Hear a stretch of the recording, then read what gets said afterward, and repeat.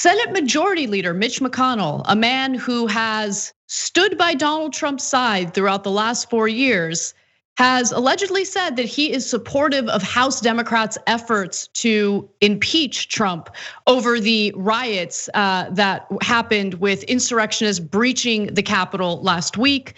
So here's what we've learned through reporting over at the New York Times. McConnell, the Republican leader, has told associates that he believes President Trump committed impeachable offenses and that he is pleased that Democrats are moving to impeach him, believing that it will make it easier to purge him from the party, according to people familiar with his thinking. McConnell, a Republican of Kentucky, has indicated that he wants to see the specific article of impeachment that the House is set to approve on Wednesday, which is expected to draw support from as many as a dozen Republicans, potentially including, and by the way, this was actually just announced, so it is including Republican Representative Liz Cheney of Wyoming, whose father is a war criminal, but nonetheless, she is the party's number 3 in the House. So, while some might give her some credit for signing on to this article of impeachment, let's not forget who Liz Cheney really is. Not interested in rehabbing her reputation. But it is important for Republicans to also sign on to impeaching Donald Trump, because if there isn't a clear sign sent regarding consequences for insurrection, or more importantly, inciting this type of violence in the Capitol, then it would just further embolden these Trump supporters in the future.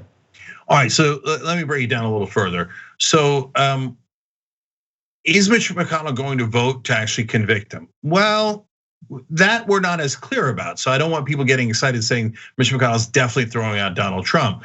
But is he open to it? Definitely, because the devil's in the details. And the devil is McConnell. But anyway, so that's a whole nother story. But in this case, he's doing the right thing, of course, always for the wrong reasons. I'll get to that in a second.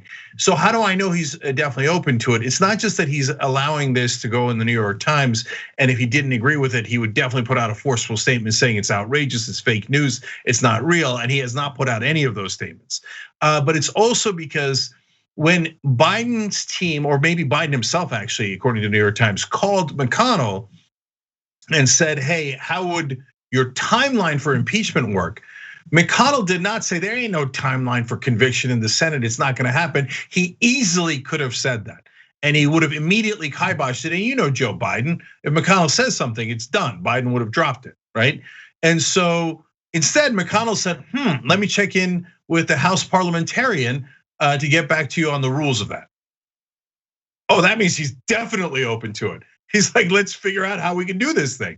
So why is McConnell open to it? So if they start impeachment now, look, it's slightly debatable whether you can impeach a president after he has left office. Most indications are that you can, and many people have been impeached after they've left office. But what is not debatable is if you start impeachment before he leaves office, can you convict him later in the Senate? Because the House impeaches and the Senate convicts. Yes, definitely. That has been done many times. So now that gets to why McConnell might be doing this. Because if you are convicted in the Senate after you've been impeached in the House, you're not just thrown out of office now, because you say, what's the point of doing it if Trump's already left office? You're never allowed to run for office again. Sorry. Oh, and now we have it. So that was exactly what was implied in this story about Mitch McConnell, where he says that this might be the best way to purge the Republican Party of Donald Trump. And I do think that, first of all, that is an important point to bring up. I do think that's a good reason. If I were a Republican lawmaker and I were thinking strategically about the future, I would try to find ways to distance the party from Donald Trump as much as humanly possible. He's been incredibly destructive to the Republican Party, even though the majority of Republican supporters and voters seem to think that Donald Trump is absolutely fantastic. I'm worried about what happens after Biden's first term, especially if people are still experiencing economic turmoil and complete and utter frustration as a result of our government just completely abandoning them when it comes to their own economic worries.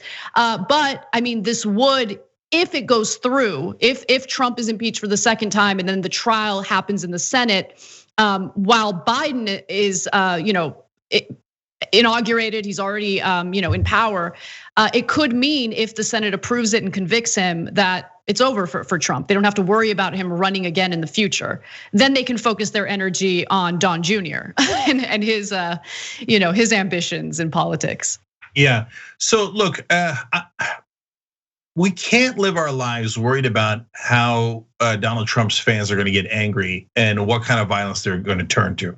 So if they ban Trump from politics forever, yes, Trump's fans will be irate. They'll probably cause some violence. But I don't care. We don't negotiate with terrorists. So I think having someone permanently banned from politics is a hell of a thing. And so I would not be in favor of that unless it is the most extreme circumstances. And here we have obviously the most extreme circumstances. And guys, I'll break it down for you guys on whether the Senate is going to convict or not, okay? So a lot of Republicans would love to get him out of their hair. On the other hand, they don't want to upset their base that supports Donald Trump.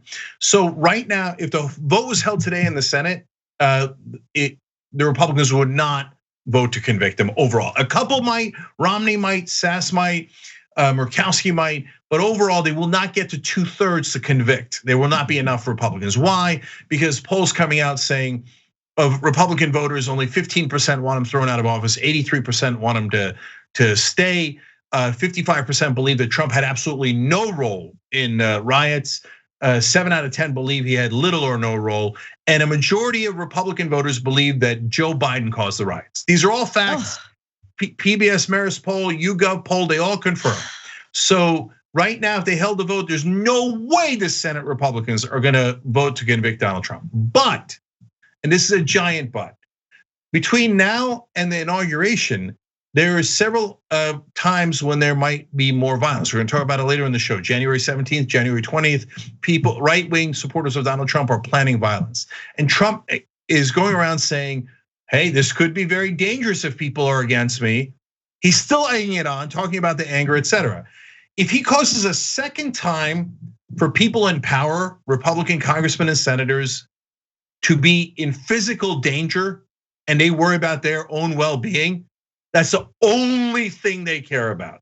At that point, that's the only thing that'll trump their political ambition, because they were apparently furious. Trump would not take their calls when they were bunkered in Capitol Hill, when they were being sieged. Apparently, Lindsey Graham, furious and yelling, like, won't he come save us, right? Because of course he's not going to save you, you idiot, right? So they're scared of Trump. But if he threatens their life again, I think they go to convict him and just get him out of politics forever. That's my sense of how it's gonna go down. And by the way, a Republican put out a message today, a senator, Rob Portman, basically verifying this exact thing I was planning to say, where he said, Trump must now put out a clarion call, be very, very, very clear that no violence is to be tolerated ever. If he doesn't do that and we get violence afterwards, then it's his fault. And so that's, as suspected, that exactly is the standard the Republican senators will use to see if they're going to convict or not.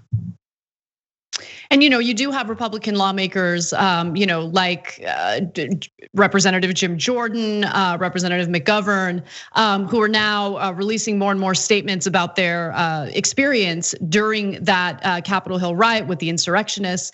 And their language is pretty harsh, and they're referring to the evil in their eyes, which is pretty fascinating because, again, for 4 years straight, they have minimized the role of right-wing gang members in this country. They've minimized the role of people like Kyle Rittenhouse, who showed up to a protest happening in a city that he doesn't even live in.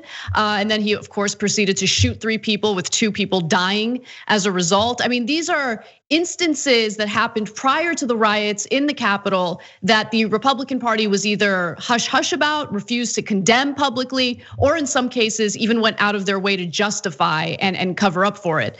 So it's just interesting to see how Republican lawmakers are only willing to change their tune on Donald Trump and what he has promoted if it specifically impacts them and their own safety. They thought this was all cute, fun and games until they realized that they had empowered and enabled a monster in this country that not only incited violence in the lead up to these riots. Let's be clear. I mean, he has essentially given like a wink and a nod to right-wing extremists in this country since the beginning of his first term, and his only term, luckily.